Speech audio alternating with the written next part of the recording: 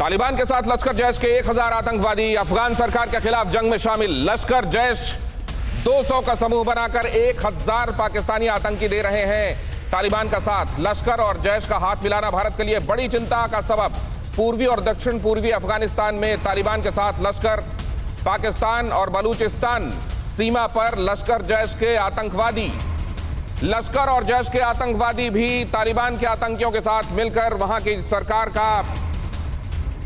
के ऊपर बम बरसा रहे हैं। और ये निश्चित रूप से भारत के लिए चिंता का एक बड़ा सबब, क्योंकि इस तरीके से तालिबान की पैठ पाकिस्तान में मजबूत होगी और पड़ोसी पाकिस्तान जो पहले ही खतरनाक है उसके और खतरनाक होते जाने का अंदेशा है।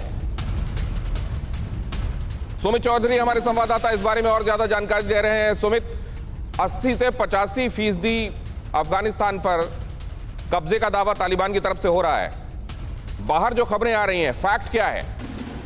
देखिए निशांत, माफ कीजिएगा दिनेश, अगर मोटे तौर पर अगर आप देखें तो आपको नजर आएगा कि तालिबान जरूर 85% के ऊपर दावा कर रहा है। हालांकि वो उतना नहीं है। तालिबान खासतौर पे अफगानिस्तान से जो सिक्योरिटी फोर्सेस बता रही हैं कि जरूरत से ज़्यादा तालिबान ये दावा किया जा रहा है। लेकिन जिस तरीके से तालिबान कब्जा करता जा रहा है, चाहे वो कांधार हो या दूसरी जगह हो, वो ज़रूर दर्शा रहा है कि तालिबान अगले 6 महीनों में काबुल के आसपास सारी जगहों पर अपनी पकड़ बना लेगा। तो यही सबसे ज़्यादा चिंता का सबब है, क्योंकि दिनेश, अगर तालिबान ये पकड़ बना लेता है तो फिर तालिबान को वहाँ से हटा पाना बहुत मुश्किल हो जाएगा। करीबन 20 साल लगे खासतौर पर अमेरिका को लगातार अपने पैर वहाँ पर जमाने में, और कई सालों की मशक्क़त के बाद, कई जानों के बाद तालिबान को इतना पीछे फेंका गया था। लेकिन अगर एक बार फिर तालिबान उतनी ही मजबूती के साथ पैर जमा लेगा तो उसको पीछे कर पाना बहुत मुश्किल होगा। ये पूरी दुनिया को मालूम था, खासतौर से अमेरिका को तो मालूम ही था। लेकिन क्या अब जो सामने दिखाई दे रहा है वो इनएविटेबल है? सामने एक खतरा है, और क्या वो खतरा आकर रहेगा? सुमित चौधरी, मैं आपके पास लौटूंगा, लेकिन जेड तरार साहब हमारे साथ जुड़ रहे हैं, प्रवक्ता यूएस विदेश मंत्रालय। बहुत स्वागत करता हूं जेड तरार साहब। और सबसे पहले तो आपसे जानना चाहता हूं एक सवाल का जवाब, जो बहुत अहम सवाल है। क्या ये पहले से सोचा जा रहा था कि ये स्थितियां बनेंगी, या इसका बिल्कुल अंदाजा नहीं था?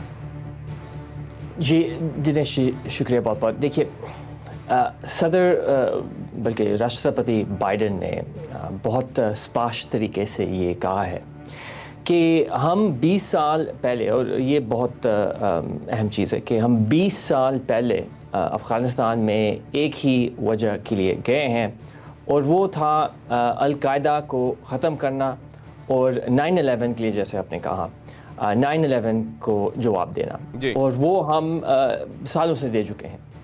और राष्ट्रपति बाइडेन का ये भी कहना है कि उन्होंने बहुत सोच समझ कर ये फैसला लिया है।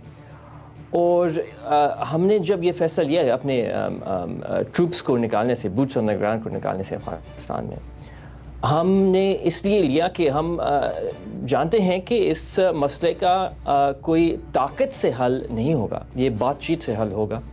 और हम नहीं चाहते कि अमेरिकी फोर्सेस एक जैसे हम कहते हैं बार्गेनिंग चिप बनाए जा सके इस जंग में अफगानिस्तान। जेड तरार साहब, यही इंपॉर्टेंट है। मैं आपसे ये आगे बातचीत में जानना चाहूंगा जेड तरार साहब कि क्या ये realisation at the wrong time था क्या, कि बातचीत से ही बात बनेगी? क्या ये गलत समय में हुआ रियलाइजेशन था क्या, या जब भी ये ख्याल आया उसका स्वागत होना चाहिए था और वही किया गया? जेड तरार साहब, आप बने रहिए हमारे साथ। अड़ी सोमवार से शुक्रवार शाम 6 बजे सिर्फ TV9 भारतवर्ष पर।